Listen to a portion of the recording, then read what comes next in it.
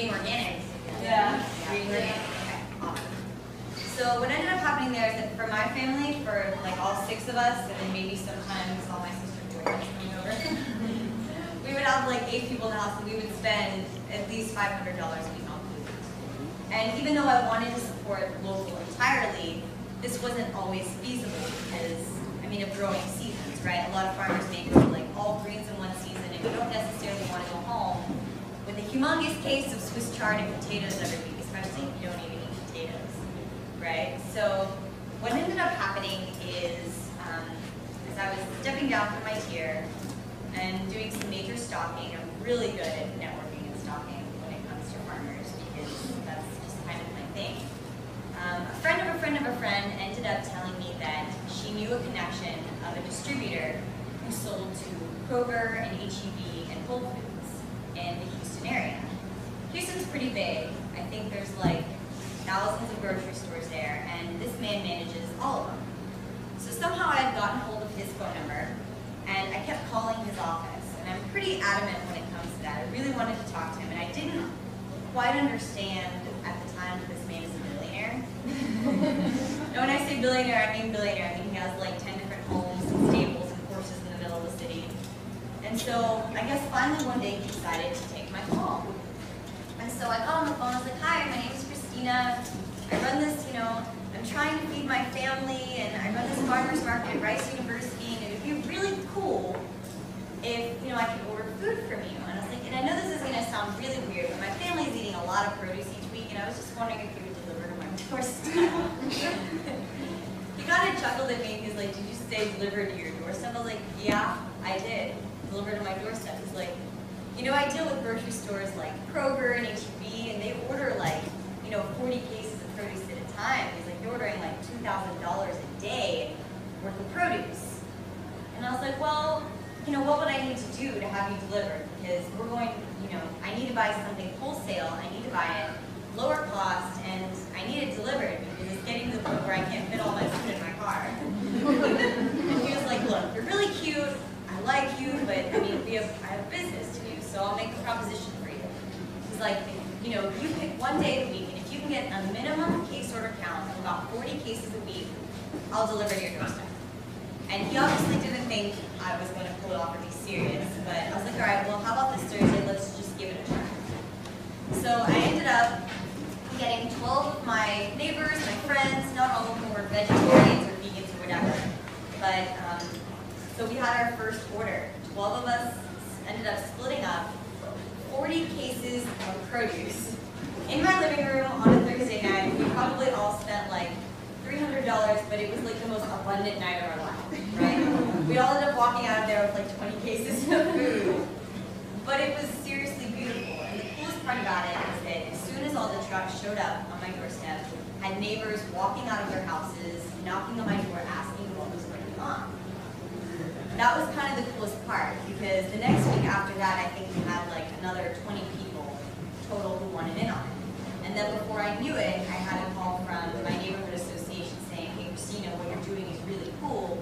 Can we get the whole neighborhood involved? And I live in a community of people, maybe of about like 600 homes or something like that. And so what we ended up doing is we ended up putting a little call out in the newsletter. And before I knew it, like 2 weeks later, I had like 40 or 50 families picking up boxes out of my garage. And so by that point, it ended up being really cool because like, all right, well maybe now I can start buying from my local farmers as well as from a distributor, and we can get the best of both worlds. We can get local produce at wholesale, supporting local farmers, in addition to buying from distributors and getting a great variety, right?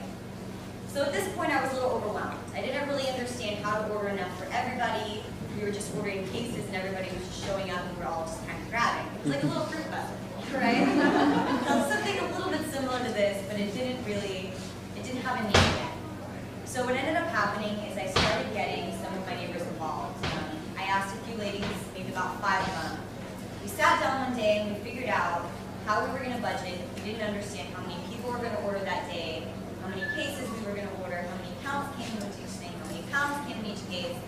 And we ended up sitting down and we ended up figuring out that if we're going to be ordering from many different sources, we need to figure out a way to put it in a box so that everybody gets equal amounts Or if they want to swap for different things, they can swap. If they want to purchase extra cases, they can. If they want to be able to have like a table setting where they can. All these things. And then we figured out that if we wanted to keep this wholesale, then it needed to be run by volunteers. Because otherwise, people would be getting a paycheck. It would be no different than a grocery store. The whole reason why everybody was coming out of their house to my garage is because they saw high quality produce being sold for an affordable price. So what we ended up doing is, I ended up coming up with the name Rawfully Organic because everybody was always making fun of my belly that after I was full, I was rawfully full.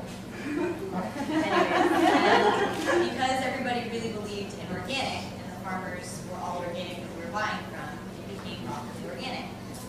And so we ended up figuring out a way to divide everything equally into boxes so that everybody got a decent amount of everything. And then we also figured out a way that if a barter system, if somebody didn't want something in their box, they could exchange it for something else that they did want, right?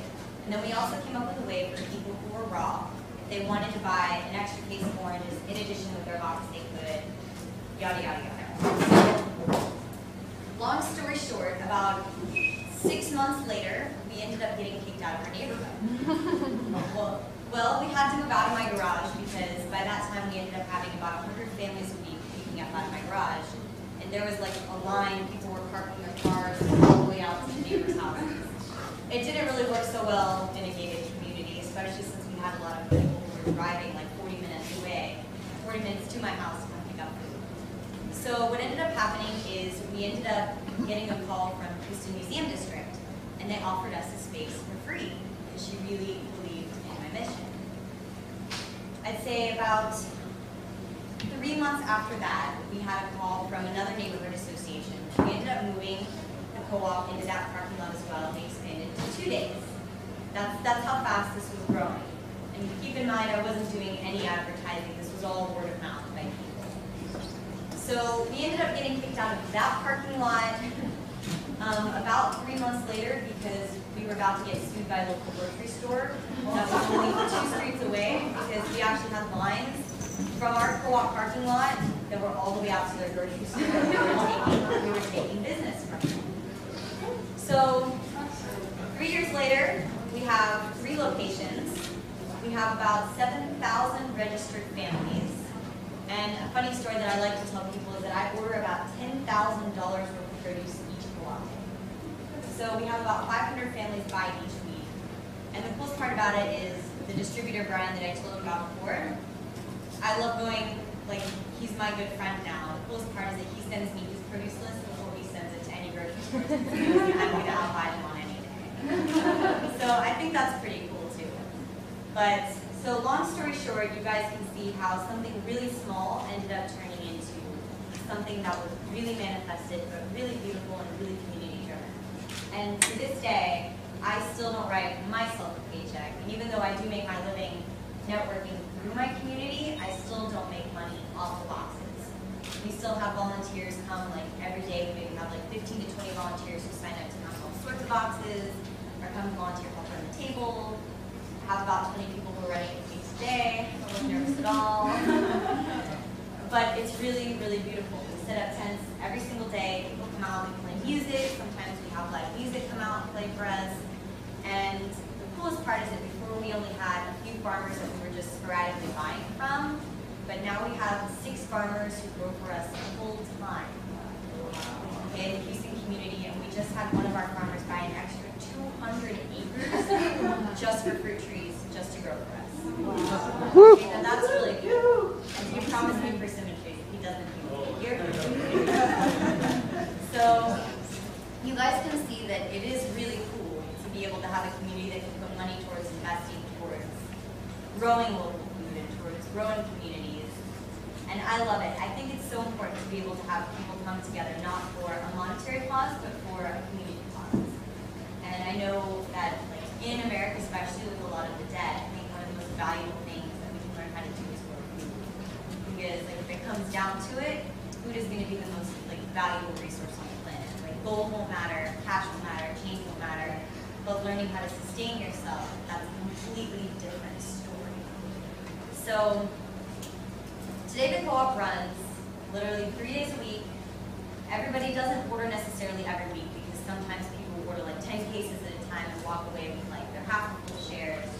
And the way that it's organized, just to keep ordering at its minimum and maximum easiest way possible, we divide it into two different options for people who order.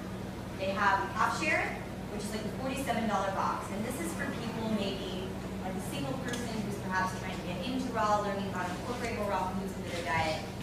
$47 maybe last them